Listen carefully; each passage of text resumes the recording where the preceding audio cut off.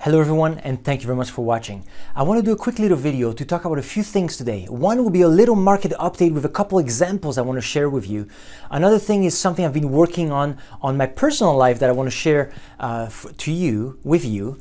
And the third one will be a little book review that I wanted to pass along to you guys. So first thing, let's talk about the markets. Interesting week this week. The market went up on the Monday following the words from President Trump, who was saying that there would probably be less tensions between the US and China and the trade war might be somewhat relieved. And that kind of was good news for the market. And then, however, on the Tuesday, for whatever reason, the investors realized that they felt there was very little progress made at the G20 meeting that happened on the Monday, Tuesday. So the markets kind of panicked from there and had a really bad day, mainly in the US. Canada was okay. And today is Wednesday and the markets in the US are closed as President George W. Bush passed away last week, and today they're doing something in honor of his life. So the markets are closed for that. But one thing I wanted to share with you is a little example. I don't know if you guys shop online, but if you do, you probably get boxes. So this is a box I received recently from Amazon. And what I like about this box is I like to see this. I don't know if you can see it right here. Do you see this name right there? It says WestRock. WestRock is the company that makes these boxes. And by the way, what I'm going to say right now is not is not advice to purchase that company. It's just an example that I want to show you. And the example is as follows. WestRock dominates the box making industry. All right. So if you need a box, they are the best ones to make it. They will probably make it for the cheapest amount, and they supply boxes to Amazon and many other companies.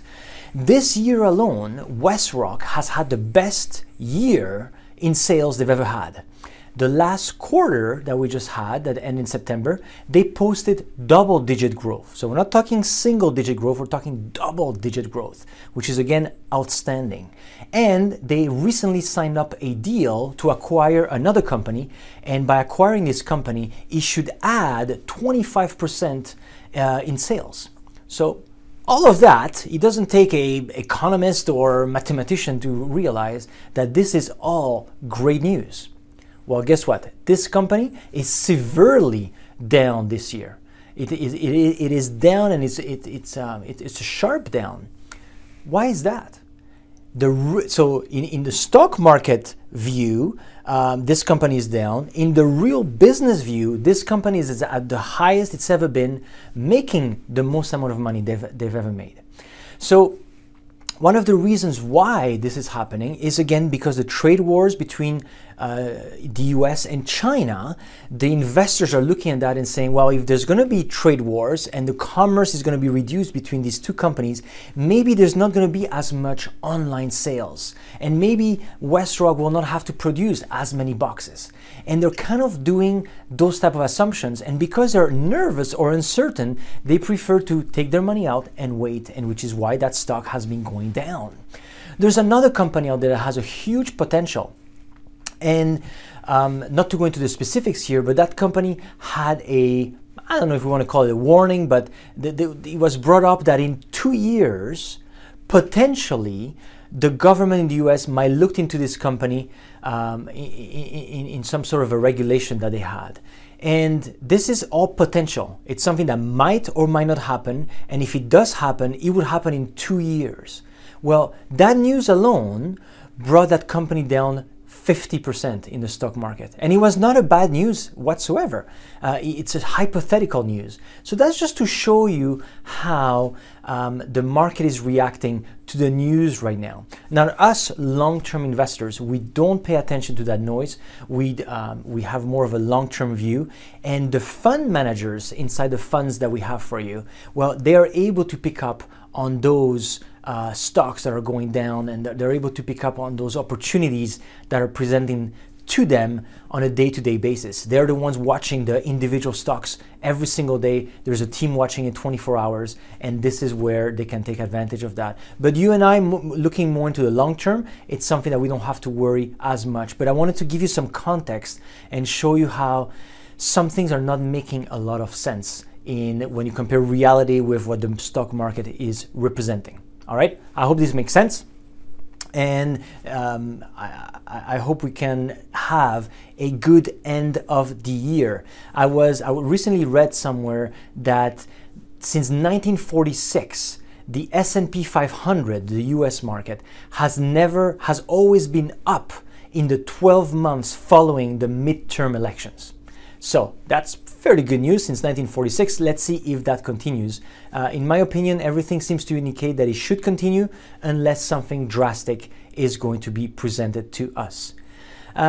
Next thing I wanted to share with you is this month what I did is I relooked at my estate planning affairs and wanted to make them a bit more simple. So I went through this process of having to think, what happens if I die? What would people have to do to find my stuff and to close my accounts and to close my social media accounts and cancel my credit cards, all that stuff? And how can I make it so it's simple so that when I pass away, things are simpler for the person looking after my affairs? So I kind of created a very simple document, and I also created some letters that I wrote to my loved ones. And I thought, you know what, I should probably share this with my clients. So I'm still putting the final touches, and when everything is said and done, I will share that information with you. So if you find that it's a good idea, you might be able to do this for your own family as well. And then last but not least, I wanted to share with you, it's a bit on the disappointing side. As you know, my specialty is retirement income planning. So anytime I get my hands on a retirement income planning book, I always like to study it to make sure my knowledge is as sharp as it can be. And one of the books recently was this one here. I don't know if you can see that, Retirement Income for Life. So right on with what I do. And I read this book. It comes highly recommended, has great reviews, and it comes from this author, Frederick Vettese, who works for Morneau Shapell. So again, reputable company, seems to be a reputable author, but what I can tell you is that this book was complete garbage. The advice in it, half of it is completely irrelevant to people who have money, which most of my clients have.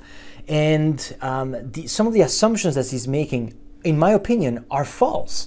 And it's amazing that someone can publish a book like this, and some people go out there and endorse it, and then now the public is going to buy this thinking, oh, this is what I should be doing.